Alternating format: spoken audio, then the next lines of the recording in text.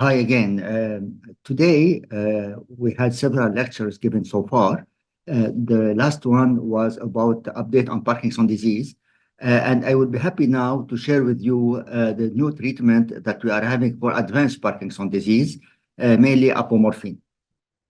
Before talking about the medicine by itself, I would like to remind you some anatomy about Parkinson's disease. In the normal brain, without Parkinson's disease, neurons that produce dopamine are found in the substantia nigra. They make synapses with the strial nerve, which have dopamine receptors. This pathway across the brain will coordinate the movement.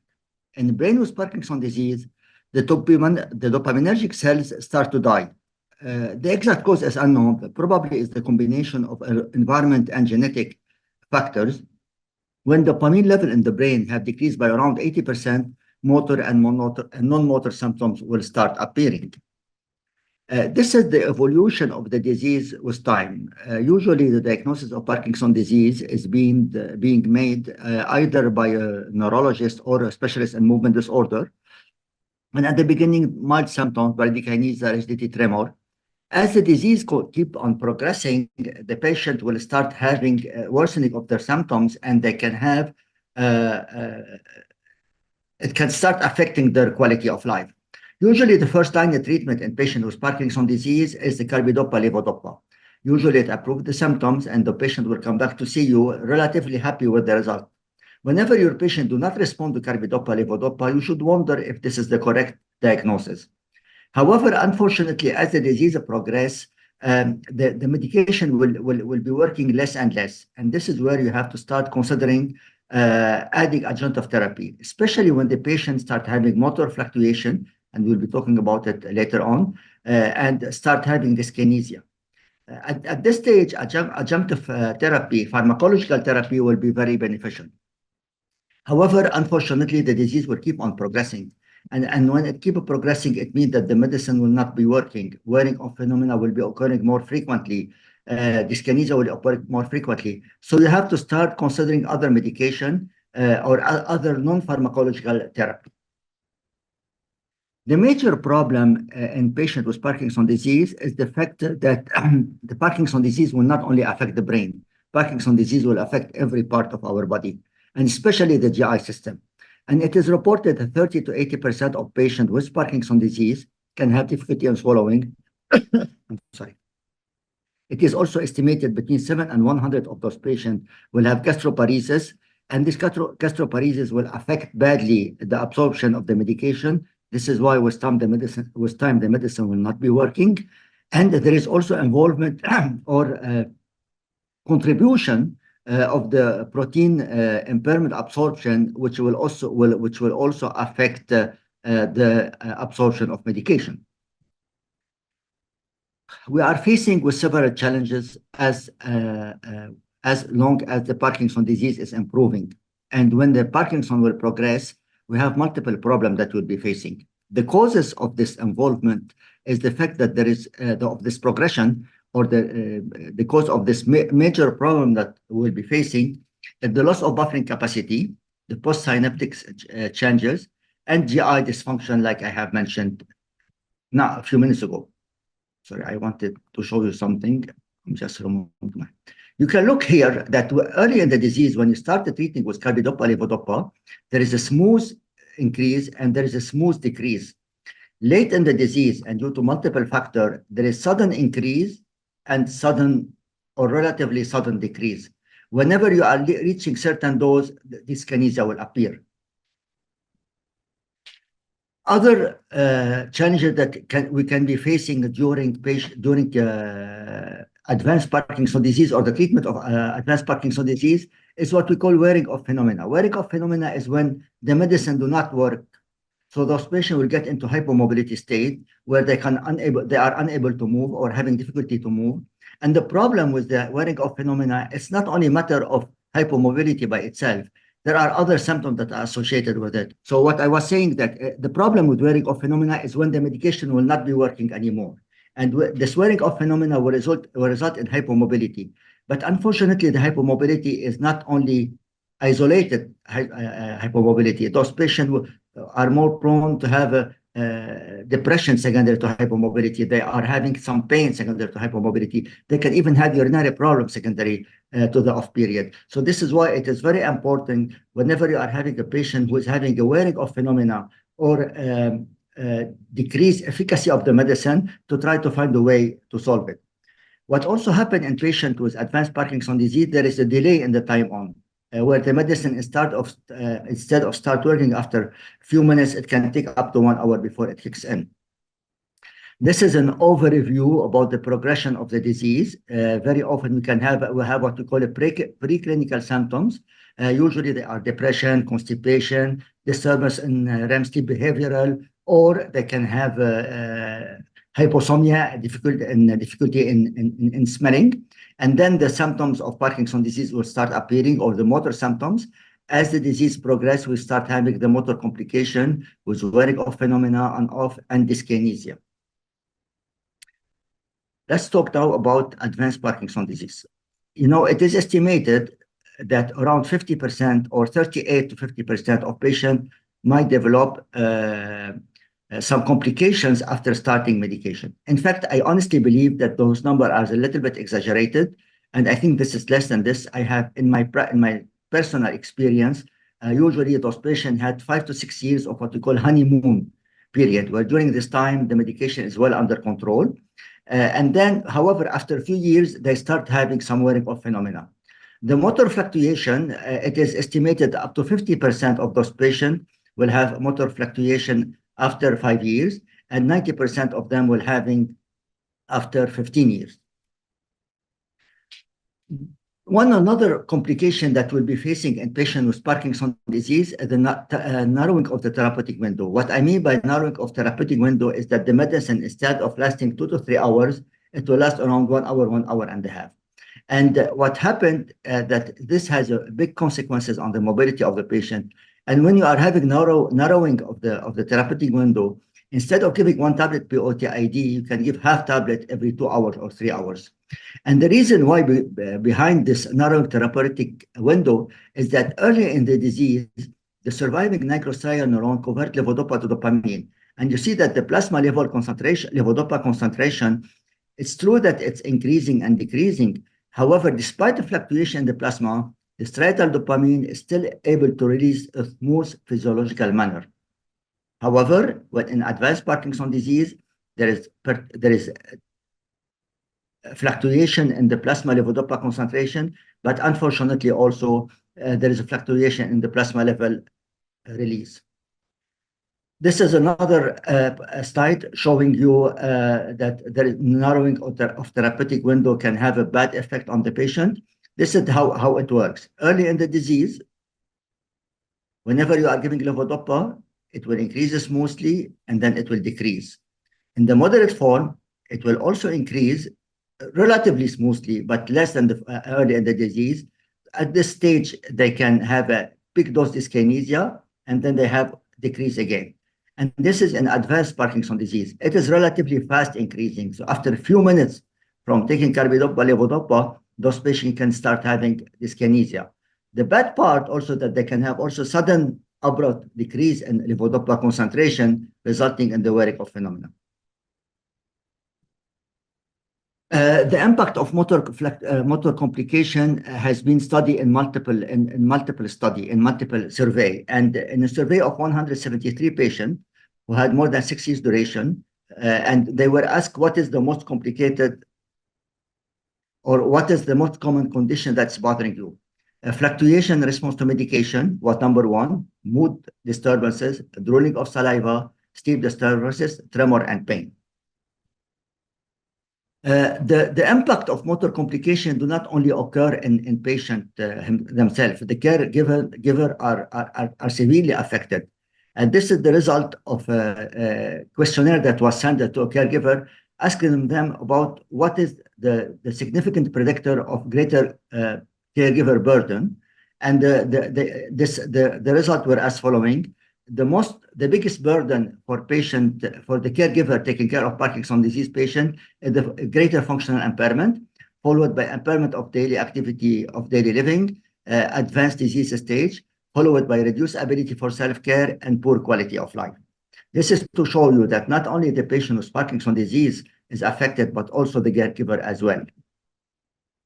To recap what I have said, motor complications that emerge as Parkinson's progress are often due to the pulsatile nature of the intermittent oral therapy. Prolonged levodopa can improve the early symptoms, motor symptoms. However, it does not stop the progression of the disease. Later on and off phenomena can occur, as well as dyskinesia. Yeah. So how are we going to face this challenge that we are having in patients with Parkinson's disease? In fact, there are a number of strategies that can help. Although we spend a lot of time explaining to the patient with Parkinson's disease, about the medication. However, unfortunately, despite this fact, we are still facing a problem with compliance and adherence to the medicine. You know that it's estimated that between 27 and 38% of patients with Parkinson's disease will take the medicine at correct time. So you do realize how bad it is. And on top of this, you know that an erratic delivery of levodopa can exaggerate the peak and trough of levodopa plasma level. This will also lead ultimately to the development of motor complication. What I recommend you or advise you to do, if you are having a patient who is having wearing off phenomena or dyskinesia, like I have said before, instead of giving 1 tablet 3 times per day, you can fraction to those to 5 times per day. If you are giving a certain dose to a patient, like 3 tablets per day of levodopa carbidopa, and they keep having wearing off phenomena, you can increase the dosage. You can also use the control-release levodopa, although we are not using it a lot anymore because there is a lot of controversy if it works or if it doesn't work. I still use it sometimes. However, I'm very reluctant because I have tried several times in the past and I didn't have a lot of success. Finally, you can add medication. You can add dopamine agonists, you can add COMT inhibitors, you can add other medicine that can help in increasing the half-life of Cinemet and reduce the off time. What are the alternative treatment that you are having, or what are the medicine that we can be using to increase the half-life of levodopa? Dopamine agonist, MAO inhibitor, and COMT inhibitor. We do not use COMT inhibitor anymore. We are having tendency to use either dopamine agonist or MAO inhibitor. However, whenever you are using a dopamine agonist, you have to choose a non-ergo dopamine derived dopamine agonist, because you know that ergo derived dopamine agonist is associated with side effect. And in fact, we use them only for patients who had dyskinesia or motor fluctuation, despite the fact that they took non-ergo derived dopamine agonist. Do not use anticholinergic drug in patients with Parkinson's disease who had dyskinesia or motor fluctuation for 2 reasons. First of all, anticholinergic are associated with urinary retention, cardiac arrhythmia, and it should be used very cautiously in elderly patients. And number 2, it doesn't help in this case. Let's talk now about apomorphine. You know, the use of apomorphine, it's not new. And the first time that it was suggested that apomorphine can help, it was in 1865. And in 1817, James Parkinson started or described Parkinson's disease. And since that time, there have been some more and more interest in finding treatment. In 1865, it was reported that there is a medicine, apomorphine, or chemical called apomorphine, that can help. And then they stopped interest in it, in fact. And people were focusing about levodopa. And in fact, this first time that levodopa was used as a treatment of Parkinson's disease was in 1967. And the first time that the commercial medication, carbidopa-levodopa, were available to be used was in 1975. In 1970, apomorphine has been confirmed that it can help in PD. In 1993, apomorphine received the United Kingdom marketing license. And then there was this interest in doing deep brain stimulation. And you know, in 2002, DBS was very trendy. Everybody wanted to do surgery. However, with the improvement of the pharmacological field, and there is more and more medicine, we are having tendency to less and less use DBS and try to use pharmacological treatment. In fact, in 2018, with the Toledo study, was the first randomized double-blind placebo-controlled study showing the efficacy of apomorphine in the treatment of Parkinson's disease. In fact, apomorphine is a non-ergo dopamine agonist. It's derived from morphine, but does not have any opiate property. It is structurally similar to dopamine and other dopamine agonists.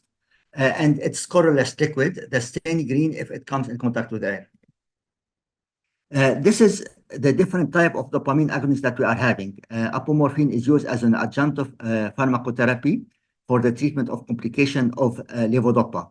It is true that we have several classes available in the market. We have the dopamine agonist, MAO inhibitor, and the COMT inhibitor. The three of them showed that they can help in the treatment of Parkinson's disease and as an adjunctive therapy. However, the three of them are associated with risk of hallucination. Dopamine agonist is mainly responsible for the obsessive compulsive behavioral that we are facing very often with this medicine. Apomorphine is a medicine, it's a dopamine agonist. However, the risk of hallucination and obsessive compulsive behavioral do not exist, or if it exists, it's very low. The mode of action of apomorphine, it works on D1 to D5 on all type of receptors. It has 10 times higher affinity for D1 and D2 receptors than dopamine, and it has a weak affinity for D3 receptors. It can bind on both pre- and postsynaptic receptors. Apomorphine is usually administered sub-Q. It cannot be administered orally due to the extensive hepatic first pass metabolism. It should not be given IV as well. Usually, it starts working within 10 to 20 minutes. The Tmax is 10 to 20 minutes. Latency of onset is between 4 to 12 minutes, and duration of effect is 90 minutes. It's giving sub-Q injection, and the half-life elimination is around 33 minutes. Elimination of apomorphine is not affected by the disease duration or duration of apomorphine therapy. And I will show you some study later on showing you that even after a while, apomorphine will keep working. Who is eligible, or who are the good patients who can be using Apogo? Usually Apogo or apomorphine is unneeded adjuvant pharmacotherapy that's used for patients with Parkinson's disease when motor complication occurs with levodopa. The Apogo will help as a rescue medication when they are an off period, when there is a problem in the absorption of oral levodopa, to treat delay on and to treat early motor symptoms or early motor problem that occur in advanced Parkinson's disease. To recap, apomorphine has a long history of clinical use in Parkinson's disease. It has a fast onset, non-selective dopamine receptor agonist. It's a non-ergo dopamine agonist, and does not have any opiate property. It has a structural similarity to dopamine agonist. Let's now go over the clinical data. Apogo, in fact, has been studied in multiple clinical studies.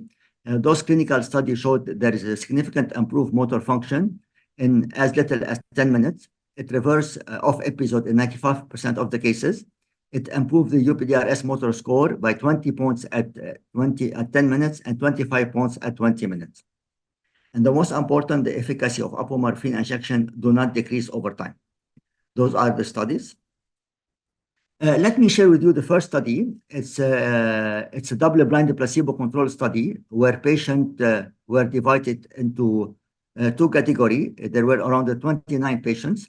You have 20 of them received apomorphine and 9 of them received a placebo. And in fact, they were checking for the UPDRS score. As you can see that there is a significant difference in the improvement of the UPDRS score in patient taking apomorphine versus the patient taking placebo, where the UPDRS score was 36, patient taking placebo. And after, when they were on, they were still 26. However, there was improvement from 29, from 40 to 15. So there is a 23-point change in the UPDRS score. This will lead us to conclude that apomorphine rapidly and reliably reverse of episode in patients with advanced Parkinson's disease, on whom the conventional Parkinson's disease has been optimized, and despite that, they still are not getting any benefit. Another very interesting study, it is AM impact study. This was looking for the morning akinesia in patients with advanced Parkinson's disease. Those patients were having akinesia despite the fact they were taking maximum dose of medication. And in fact, what they did is they screened those patients over 5 days, where they were making in the morning, they were taking enough levodopa, carbidopa, Then those patients receive it antiemetic for 3 days, and then they receive it Apogo or apomorphine. In fact, the point is to compare the benefit, I'm sorry, or how fast or what is the percentage of patient who had or went into the on state within 60 minutes from taking the medicine. If you look on your right side, you can notice that the number of failure associated with levodopa carbidopa were definitely higher than the failure associated with apomorphine.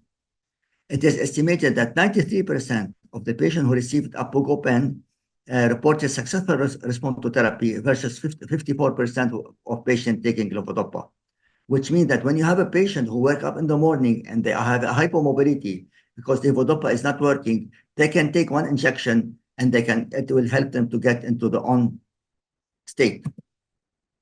In the study also looked at the safety of the study, and in fact, nausea was occurred in 26% and 8% somnolence, but none of those side effects were reason to stop the medication. The last study that I will show about the efficacy, this time it included 12 patients, and they were divided into patients who were taking dispersible modopar versus patients taking 3 milligram of apomorphine. You can see that there is a significant improvement in terms of latency, where the patient taking apomorphine had a latency shorter than the patient taking dispersible levodopa. When we look at the on period duration, I'm sorry, I think here they mixed in the numbers. This is where you see that the on period duration definitely higher in patient taking apomorphine versus the patient taking dispersible levodopa-carbidopa or modopar. Finally, this is the NICE guideline studies where it was published that in patients with advanced Parkinson disease, the best medical therapy, which may include intermittent apomorphine injection or continuous subcutaneous apomorphine infusion. This was published in 2017. The efficacy of apomorphine is not only present in patient in the motor symptom of Parkinson disease. You know, sometimes the non-motor symptoms can be more disabling than the motor symptom by themselves. And there was an observational open-label study showing that apomorphine improves sleep, mood, gastrointestinal problem, as well as urinary domain.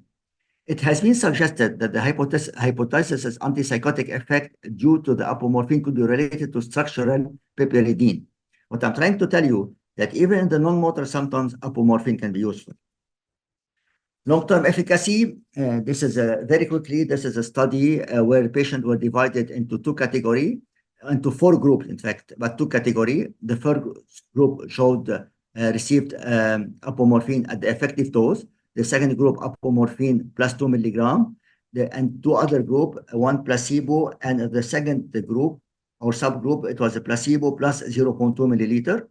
And they were looking for the safety evaluation. At the exit, it showed that all the medicine, patient taking apomorphine versus patient taking placebo, both of them showed the same result in terms of safety. In terms of key outcome, in fact, it showed that apomorphine definitely worked better compared to the placebo. To recapitulate, there are many types of episodes, and they have a very bad impact on the quality of patient. GI dysfunction is a mainly contributing factor to the off time and really provide a challenge for oral medication. This is why we are having apomorphine injection that can be used as needed as an adjunctive therapy, and it's mainly used when patients are having motor complication or refractory to oral treatment. Apogo is uniquely positioned as a non-oral dopamine agonist. It can be used along the oral therapy. It can be used whenever the patient needs. It has been shown in multiple studies to reduce the impact of the on-off fluctuation that have a big impact on the quality of life of the patient. Regarding the safety and the tolerability of Apogo has been studied in over 500 long-term clinical trial patients, and it showed, in fact, that the main problem is nausea. Dyskinesia can be treated by decreasing the dose of levodopa. Percentage of hallucination is relatively lower than the regular dopamine, such as pramipixole. There have been some concern about the fact that apomorphine can induce some QT prolongation. It is true that it is still recommended to do an EKG on every patient before starting on apomorphine. However, there have been many studies showing that this is not confirmed, that apomorphine can affect the cardiac arrhythmia. However, it's recommended to do an EKG, make sure that there is no underlying cardiac disease, make sure that there is no electrolyte disturbances, and make sure that there is no problem in the liver function test. Usually, apomorphine is given by a movement disorder specialist the majority of the time, and we have a certain protocol that we check out the patient before starting him on medicine. Those are the adverse effects that I was telling you about it: dizziness, lightheadedness, somnolence, transit sedation. One more time.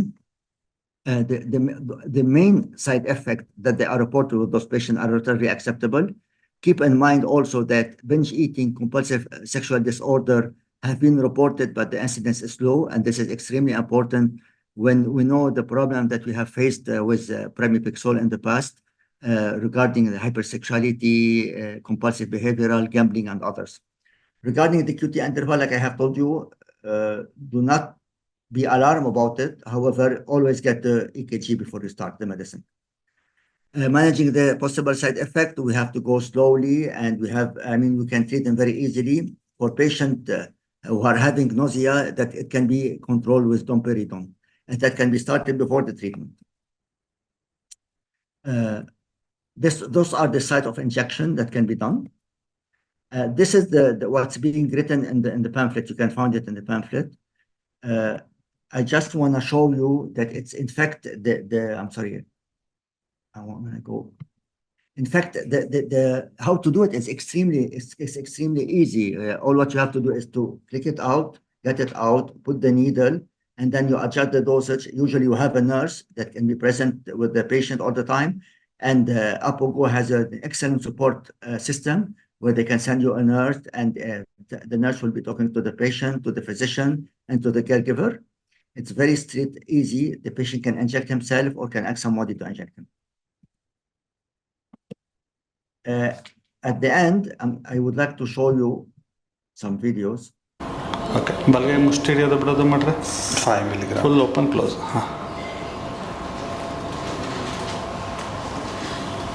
ಎಡಗೈ ಮಾಡ್ರೆ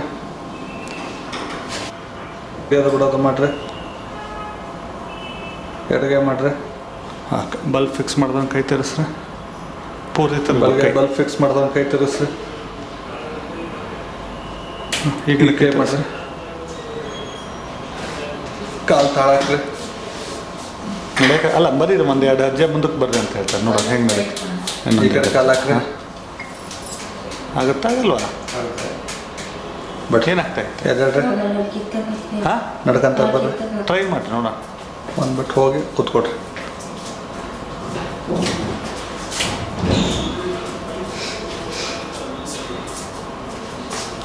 ಕೂತ್ಕೊಡ್ರಿ ಎರಡು Thank you. Now that you have a good idea about advanced Parkinson's disease and apomorphine, I have few questions that I would like to ask you.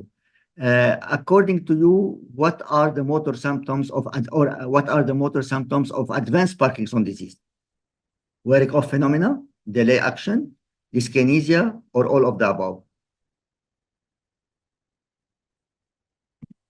My second question is, apomorphine, please choose the wrong answer, is a dopamine agonist, is used in advanced case of Parkinson's disease. It induces more compulsive behavior than other dopamine agonists, and it improves non-motor symptoms.